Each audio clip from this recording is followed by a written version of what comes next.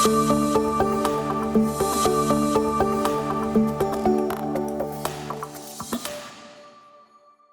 GFL-1500 may be used to trace ground faults in systems with some module-level power electronics and rapid shutdown devices.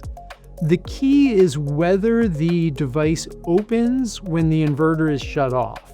If the device opens when the inverter is shut off, there's no path for the signal to go through, so the GFL-1500 won't be effective in that type of system.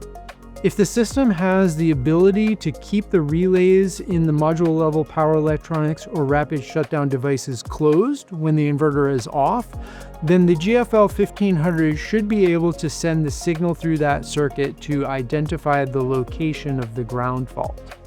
Whether it works or not may require some testing on site. It would be good to check with the manufacturer of your module-level power electronics or your rapid shutdown devices to see how they'll interact with the GFL-1500 before you do any testing.